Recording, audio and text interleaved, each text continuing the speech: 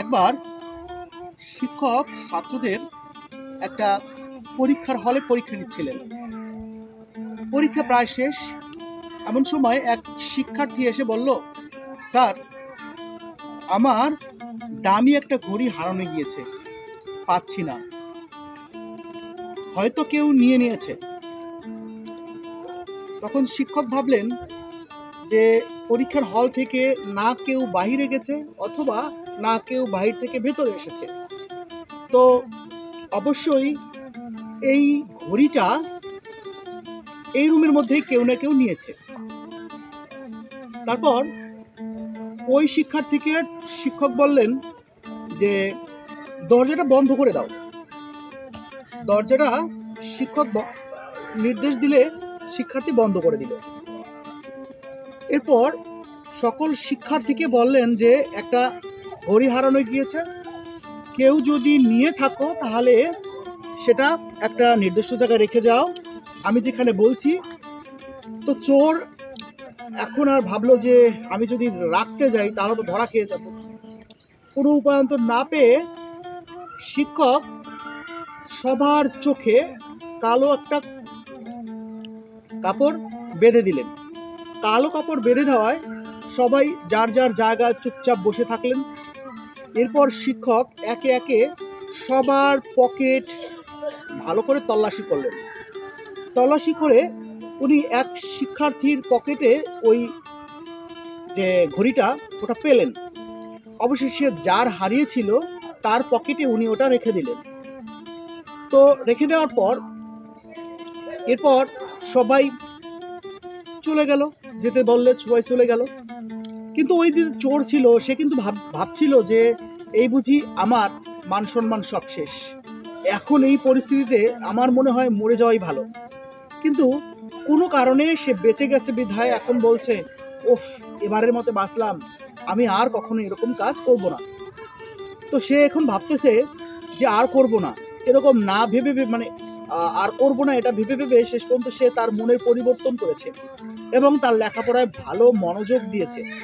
একসময় সে মনোযোগ দিতে দিতে অনেক উপরের একটা চাকরি পেয়ে গেছে। তখন ভাবলো যে আমি যে চাকরিটা পেয়েছি, আমি যদি সেই দিন ধরা খেতাম তাহলে আমার মান সম্মান সব শেষ, লেখাপড়া তো দূরে যাবে। এরকম চিন্তা করতে করতে ওই শিক্ষার্থীর মাথায় একটা বুদ্ধি আসলো যে আমি এখন প্রথমেই আমার ওই শিক্ষকের কাছে দেখা করতে যাব। যখন শিক্ষকের কাছে দেখা করতে যাবে এটা ভেবেছে, তখন সে শিক্ষকের কাছে গেল। শিক্ষকের কাছে যাওয়ার পরে ওনাকে প্রণাম করে বললেন যে আমি সেই শিক্ষার্থী যে কিনা পরীক্ষার হলে একটা ঘড়ি নিয়েছিলাম। তখন শিক্ষক বললেন, ও আচ্ছা, ওইটা তুমি ছিলে? তখন ও তাজ্জব বনে গেল যে স্যার তো আমারে চিনে নাই, কি করে এটা সম্ভব? স্যার, আপনি আমারে চিনেন নাই? আমিই সেই ছেলে। ও আচ্ছা, তুমি সেই ছেলে, আজকে চিনলাম। কেন স্যার, আপনি আমাকে চেনেন নাই কেন?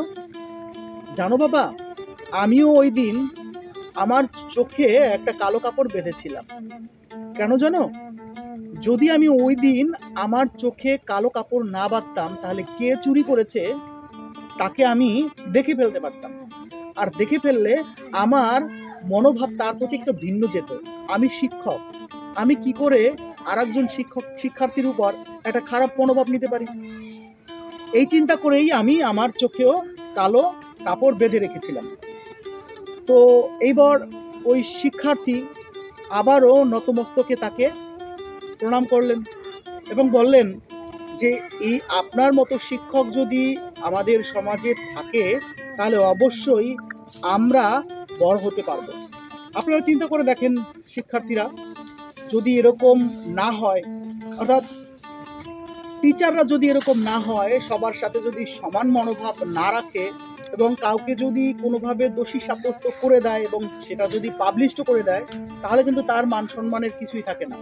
একজন শিক্ষকের এমনই হওয়া উচিত যে কখনোই কাউকে দোষারোপ করা যাবে না, তার যে কনফিডেন্স লেভেল রয়েছে সেটাকে নিচু করা যাবে না, তাকে সবসময় উৎসাহী রাখতে হবে, তার স্বপ্নকে সবসময় সার্থক করার জন্য স্বপ্ন দেখাতে হবে, বাস্তবায়ন করার পথ দেখাতে হবে। শিক্ষক মানেই গাইডলাইন্স দেখার একজন পথপ্রদর্শক। তো আমরা আসি, এই সকল ভালো শিক্ষকদেরকে আমরা শ্রদ্ধা করি, তাহলে সমাজ হবে আরও বেশি উন্নত।